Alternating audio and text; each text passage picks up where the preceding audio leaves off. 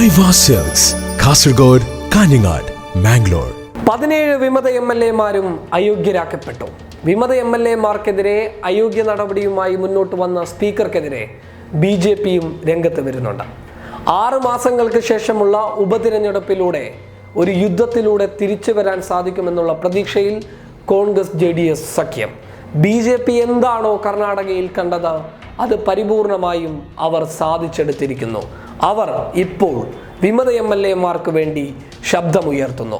ചിത്രങ്ങളൊക്കെ വ്യക്തമാണ്. അവർ പറഞ്ഞ പണി വിമത MLA-മാർ എടുത്തു.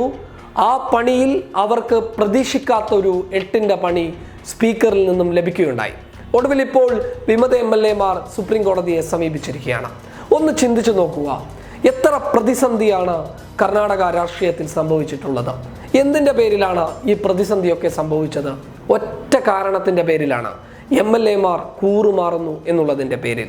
അങ്ങനെ MLA-മാർ അവരുടെ സ്വതാൽപര്യങ്ങൾ സംരക്ഷിക്കപ്പെടാൻ വേണ്ടിയിട്ട് കൂറുമാറ്റം നടത്തുമ്പോൾ പ്രതിസന്ധിയിലാവുന്നത് ഒരു നാട്ടിലെ സർക്കാരാണ്, ഒരു സംസ്ഥാനത്തിൻ്റെ സർക്കാരാണ്.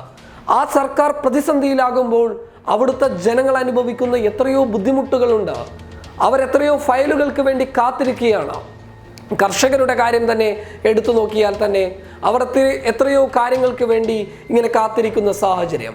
അതിലോട്ടൊരു ഒപ്പിടേണ്ട ആവശ്യം മാത്രമേ ജനപ്രതിനിധികൾക്കുള്ളൂ എങ്കിൽ പോലും സർക്കാർ പ്രതിസന്ധിയിലേക്ക് കടന്നു പോകുമ്പോൾ ആ പ്രതിസന്ധിയിൽ മുഴുകിയിരിക്കുന്ന MLA-മാർക്ക്, മന്ത്രിമാർക്ക് ആ പ്രതിസന്ധിയെ പരിഹരിക്കാതെ ഫയലുകളിലേക്ക് കടന്നു പോകാൻ പറ്റാത്ത അവസ്ഥകൾ വരുന്നു. പൊതുജനങ്ങൾ വലിയ ബുദ്ധിമുട്ടിലേക്ക് കടന്നു പോകുന്നു.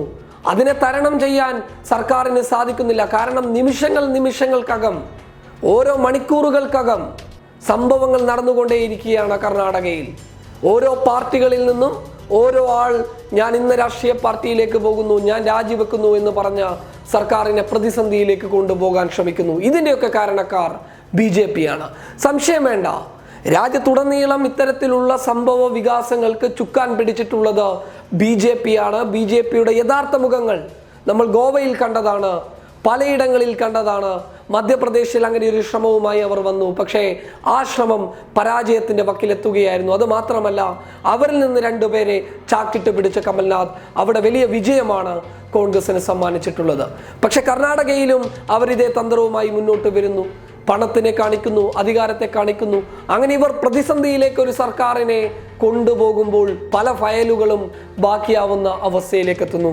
അവസാനം കുമാരസ്വാമി ധൃതിയിൽ ഒപ്പിട്ടത് പാവപ്പെട്ട തൊഴിലാളികളുടെ വായ്പ എഴുതിത്തള്ളുന്നതുമായി ബന്ധപ്പെട്ട ഫയലുകളിലാണ്. അതായത് അത്രത്തോളം ശ്രദ്ധ കർണാടകയിലെ കോൺഗ്രസ് JDS സർക്കാർ പാവങ്ങൾക്ക് വേണ്ടി, പാവപ്പെട്ട തൊഴിലാളികൾക്ക് വേണ്ടി, കർഷകർക്ക് വേണ്ടി അവർ ബാക്കി വെച്ചിരുന്നു എന്നുള്ളതാണ്. ആ ശ്രദ്ധയിൽ പോലും കൃത്യമായിട്ടുള്ള ഇടപെടൽ നടത്തി പാവങ്ങളുടെ, സാധാരണക്കാരുടെ അവകാശങ്ങൾക്കെതിരെ വിരൽ ചൂണ്ടാനുള്ള ഒരു ശ്രമവും കൂടിയാണ് കർണാടകയിൽ BJP നടത്തിയിട്ടുള്ളത്. കാരണം കർണാടകയിൽ കോൺഗ്രസ് JDS ടീം അല്ലെങ്കിൽ ആ സഖ്യം പാവങ്ങൾക്ക് ഉപകാരപ്രദമായിട്ടുള്ള നടപടികൾ കൈക്കൊണ്ട് കഴിഞ്ഞാൽ അത് അടുത്ത തിരഞ്ഞെടുപ്പിൽ തങ്ങൾക്ക് തിരിച്ചടിയാകുമെന്നുള്ള ഒരു ഭീഷണിയെ മുന്നിൽ നിർത്തിയായിരിക്കാം അവരത് ചെയ്തത്. പക്ഷേ ഇങ്ങനെ ഒരു കഴുത കച്ചവടം നടത്തുന്നവർ നാളെ നമ്മുടെ രാജ്യത്തെ വിറ്റുകൊടുക്കില്ല എന്ന് ആര് കണ്ടു? അതുകൊണ്ടാണ് പറയുന്നത്, ഒരു തിരിച്ചുവരലിന് വേണ്ടി കർണാടകയിലെ കോൺഗ്രസ് JDS ടീം മുന്നോട്ട് വെച്ച ഒരു വലിയ